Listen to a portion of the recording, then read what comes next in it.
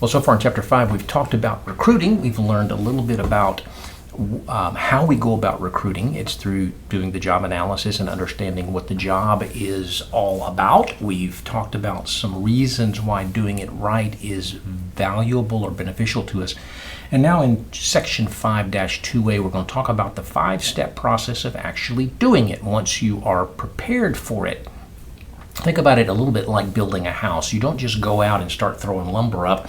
You draw out lots of plans and you think about it and you strategize and you figure out what your budget is and how many 2x4s that you need. I remember years and years ago when I was building a deck on the screened-in porch on the back of my house. I had a house that had a pool in the back, and from the master bedroom there was a door that went out into the backyards to make it easier to get to the pool. There was a little maybe 7x7 or perhaps 10x10 platform there that you step out onto. And I decided when that started getting a little bit old and rotted that I wanted to replace it, and hey, why not go ahead and build a porch out here? So I got my dad, who's an engineer, to help me with this process, and he drew up some plans and calculated how many boards I needed and how many bags of cement I needed and how many nails and shingles and all this kind of stuff. He had a great plan. We tore down that little ledge kind of thing. It's a little deck, I guess, and we built a screened-in porch that was probably, I forget now, it's been almost a quarter of a century ago, before some of you were born, before all of you were born. Anyway, we built a screened-in porch that was probably about 10 or 12 feet from the house back into the yard, and about 15 feet, maybe 20 feet. You know how your memory kind of overestimates things when you get older.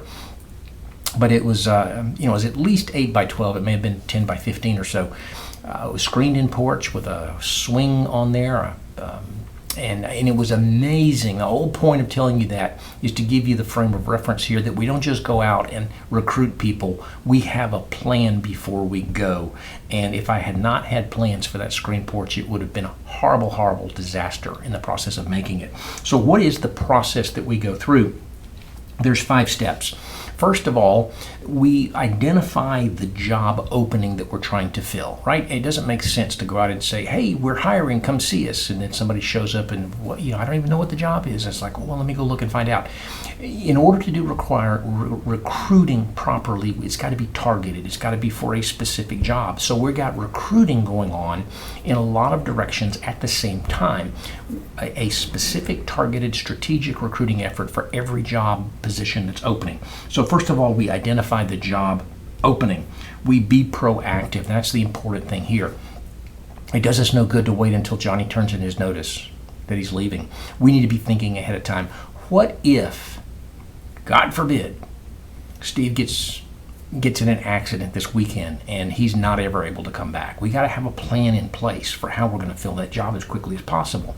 What do we do? It's starting to look like Sharon's not real happy. What if she turned in her notice next week? What would we do? So we be proactive. We start considering needs before they even happen.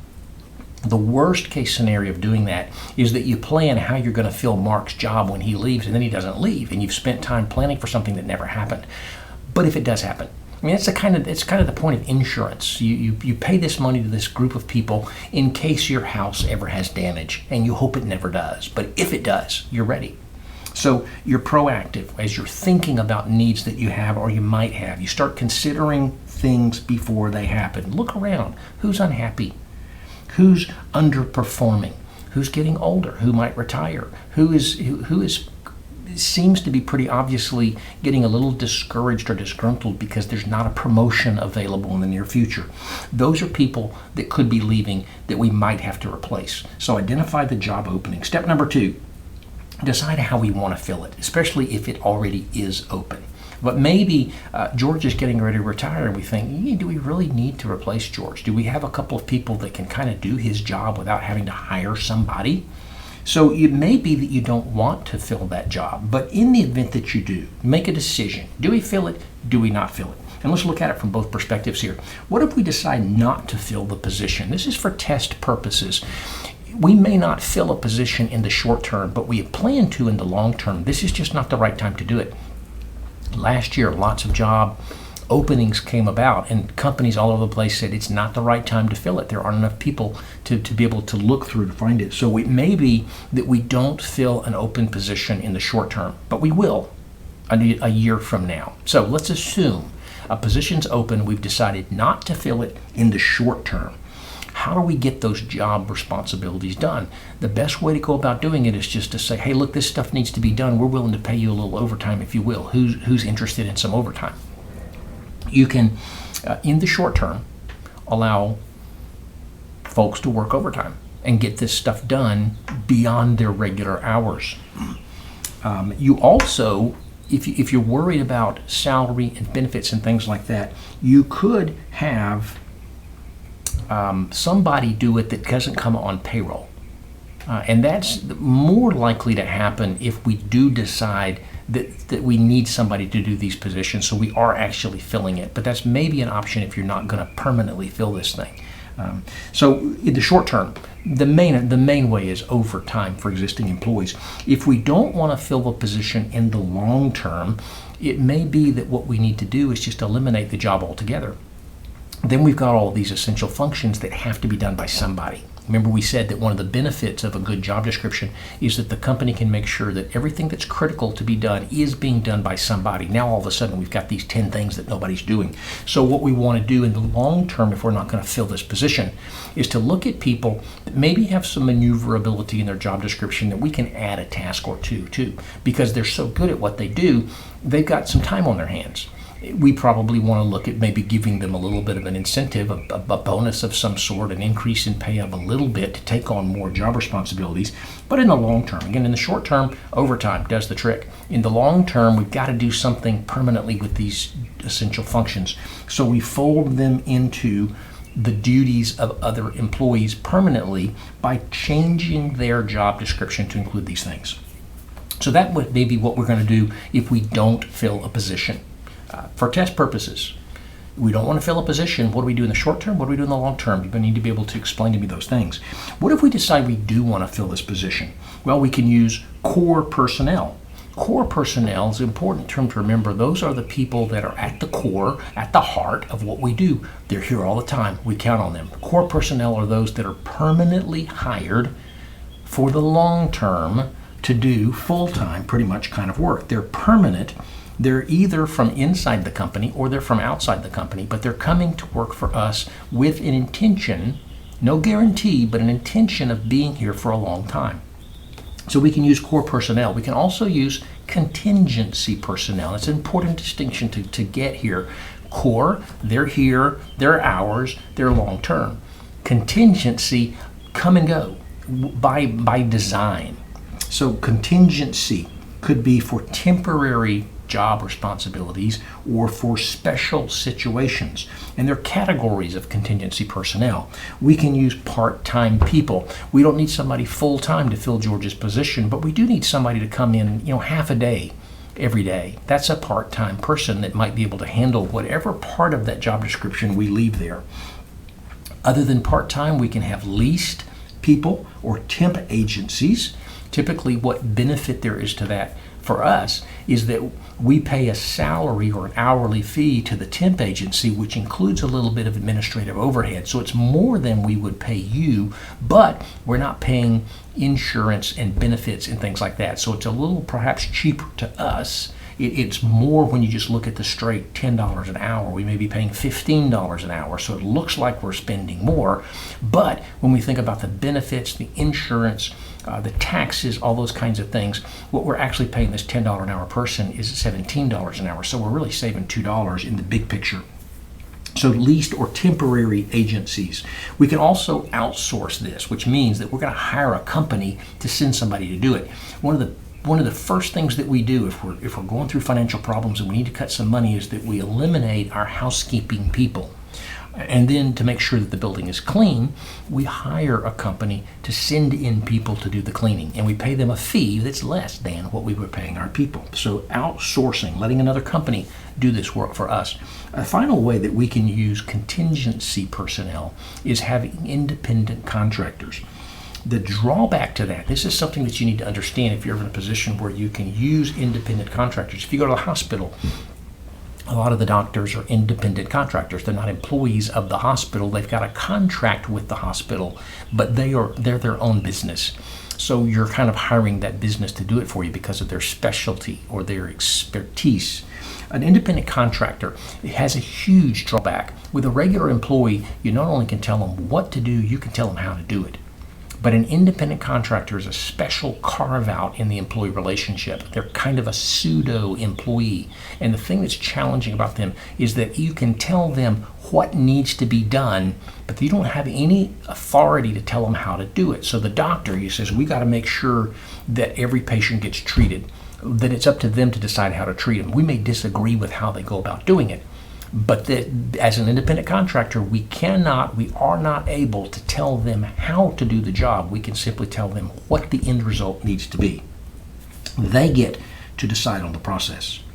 So when we think about contingency, those are those temporary, we don't have a lot of control, don't have a lot of responsibility, versus core.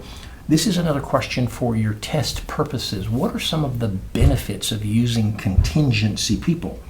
Well, because they're contingency, we have the flexibility to move them around. We have the flexibility of getting rid of them when we don't need them. We need 10 people this month, but we only need 7 next month. Maybe we hire 7 permanently and we bring in 3 on contingency. We use them when we need them, we send them back when we don't. So we have some flexibility. Since they're not full-time and they're not long-term, we can better adjust to our needs. If we're running a hospital and we have nurses, we've got so many on staff, and suddenly we've got a lot of patients, there are nurses out there that are willing to come to work for you short term, and you pay more for them, at least in the hourly rate perspective, but we can adjust as we need it. Second thing that there is a benefit for is that for contingency people, when you don't have taxes, you don't have benefits, you don't have those employee relations kind of issues, we don't overload our HR people. They don't go through the same kind of orientation. They don't need the same training and development and appraisals and things like that. So it's less burden on your HR people to have contingency, because the people they work for, or in the case of a doctor, when they're working for themselves, they're responsible for that on their own. So less HR involvement. A third benefit of contingency is we don't pay them benefits and we don't pay their taxes. We don't pay their unemployment. We don't pay their withhold and file for them their income tax. We don't pay their long-term disability, their workers' comp, any of that kind of stuff. So it's less cost to us. Maybe more hourly, but less overall. And then the fourth benefit of contingency is that if they're doing well and we like them, we can say, hey, how would you feel about a permanent working relationship? So it's kind of like renting a stereo from Aaron's and eventually it becoming yours when you've rented it long enough. You can go temp to perm. If they're good enough, we can bring them in permanently. But there are some advantages to contingency over core, but there are also some disadvantages, and some of the drawbacks you're also going to want to know for test purposes. They may be really good at what they do, but they don't know anything about you.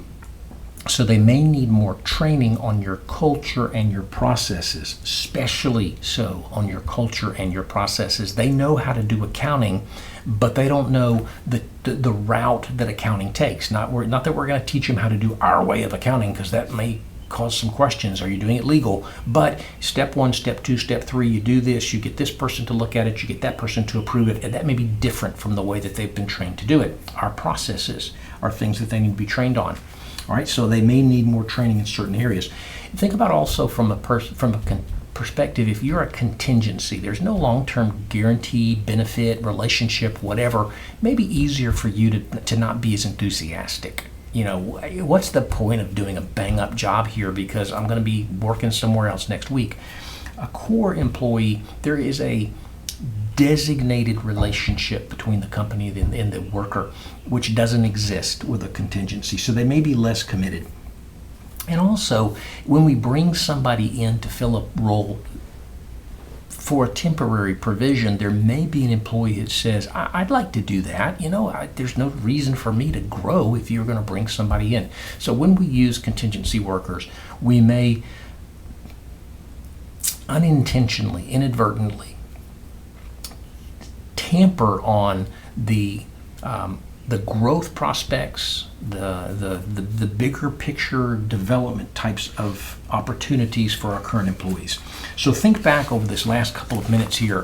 When we're talking about contingency and core, first of all, understand what those mean. What is a contingency worker? What's a core worker? What are some examples of contingency workers? None of that is really directly test material, but understanding that helps you get to what is test material, and that's some of the benefits and the drawbacks of using contingency.